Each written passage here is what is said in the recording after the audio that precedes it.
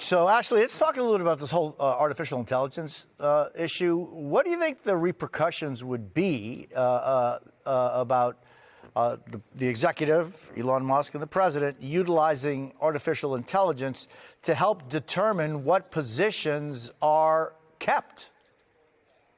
I mean, the main concern here is what we don't know about what Elon Musk is doing. I mean, we shouldn't see these things as isolated incidents. I mean, you've got a situation where he's accessed secure information at the Treasury, at the IRS. I mean, these are very sensitive things. And you couple that with, the data that he's trying to collect on whether or not federal employees are working. It's all just alarming in some respects. And, and it's the American people are starting to feel it, and they're expressing outrage and protesting at these Republican town hall events.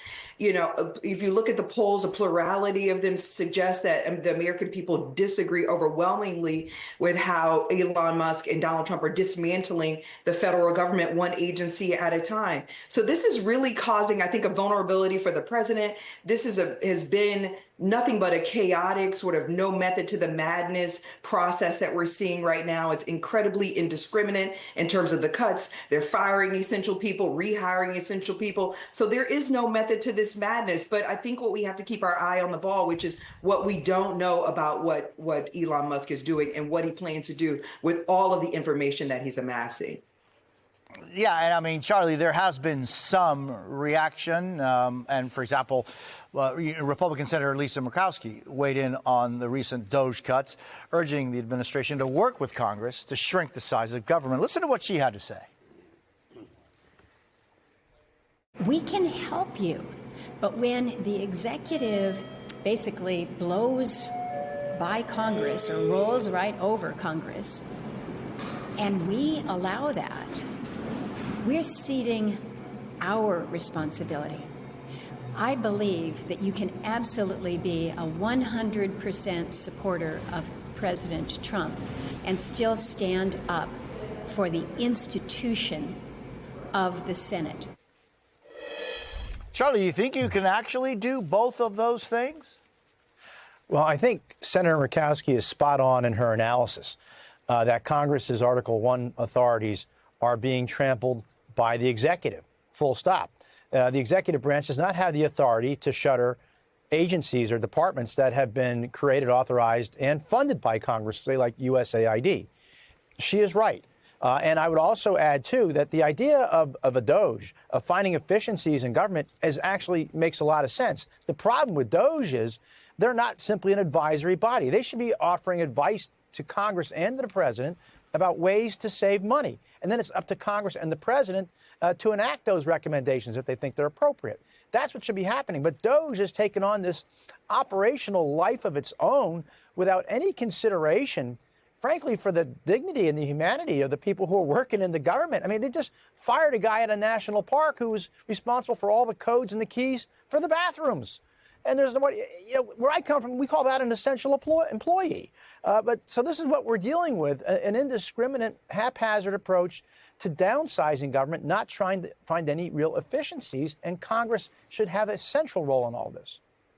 But Charlie, here's the question. What happens when that Congress or the executive in the past has simply had that power and not exerted it? So there is also an action through inaction. That's right. By the way, I remember Simpson Bowles. I was around for that. They made recommendations. I was one of a handful of people who actually voted for a budget outline that mimicked that we wanted to do it. Look, if Congress chooses not to act on those recommendations, well, then that's on Congress. Now, look, you can elect new people to Congress then, or a new president if if people don't think they're doing enough to rein in spending. But everybody knows that if we want to try to get this budget something closer to balance, we're going to have to deal with the real tough issues of Social Security, Medicare, and Medicaid. That's where the big money is. Everybody knows it. And so just simply laying off people is really not going to have much of an impact on the budget deficit. Everybody knows it. And Simpson Bowles actually tried to address those issues in a thoughtful, responsible manner. Unfortunately, Congress did not take him up on it. once again in action. And actually, last night, the top Democrat in the House, Hakeem Jeffries, joined my friend Rachel Maddow. Here's what he said about how Democrats are facing the ongoing DOJ cuts. It's all hands on deck in the Congress, it's all hands on deck in the courts, and it's certainly all hands on deck in communities across the country. Ashley, do you really think that Democrats have all hands on deck approach everywhere? I do believe that is the desire, that is the aim, that is the actual goal. Now, whether or not we're achieving that, it's not incredibly clear yet, but most of these processes have to work themselves out. We're seeing now where people are protesting on the ground, so the ground game is getting stronger.